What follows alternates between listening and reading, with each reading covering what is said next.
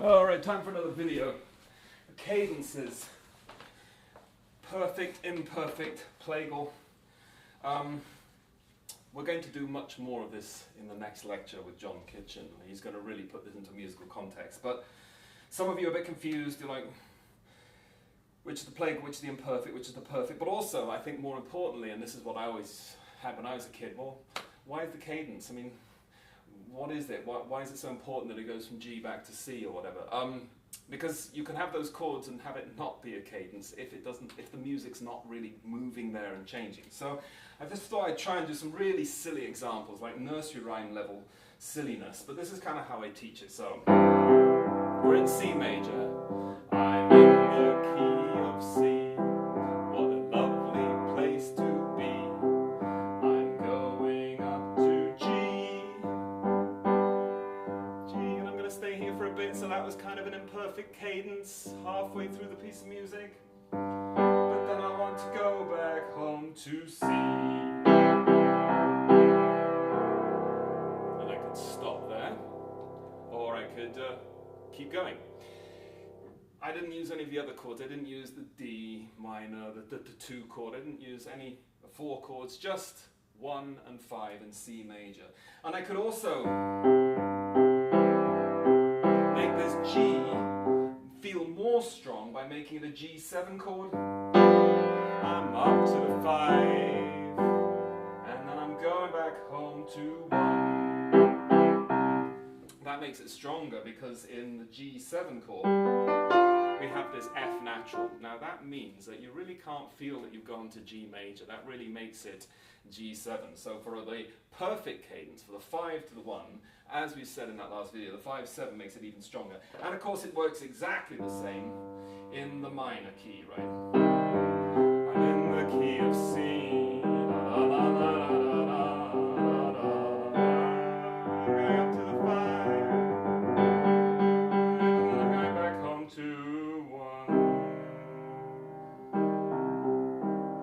In fact, it's even clearer. So that was the perfect cadence. And an example of the imperfect cadence. So that's, now here's where you have to flip it around.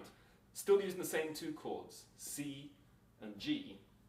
We're now going to do the plagal cadence. But this means that we have to be in a different key. And I think this is the important thing. What made that last cadence really work was that I clearly, or at least tried to clearly set a sense of C major or C minor. Music only works because of what's just happened before and what's happening next. So by creating the sense of C major, going up to the 5 chord, G, and then bring it back down, I hope we got a feel that the imperfect cadence felt like a place to get to, but not a big place to stay, and then coming back to the 1 felt like it again. I mean, I just should do it again, just have to talk. That's your C, and then you really feel that that's, yeah, it did something, but in tonal music, we pretty much want to hear it come back to C.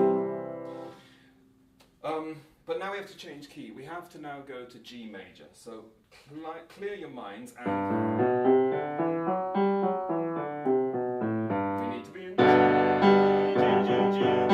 okay, and set G in your head. So now we're going to be G major, but this is now going to be our tonic, yeah? So I'm in the key of G.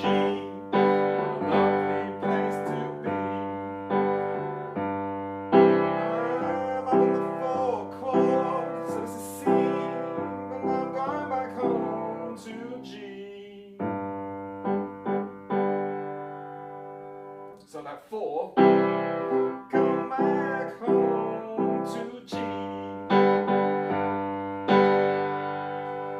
And I intentionally made that sound a bit more pop and a bit more rock, because nowadays you'll most often hear that plagal cadence in popular music. But of course, it's also called the church cadence or the Amen cadence, because it was popular in early church music and in hymns still. So that's the same 2 chords, and I hope that I managed to prove to you that by going up to G major, I can make that C and that G sound different again. And that's all for that one. Thanks very much.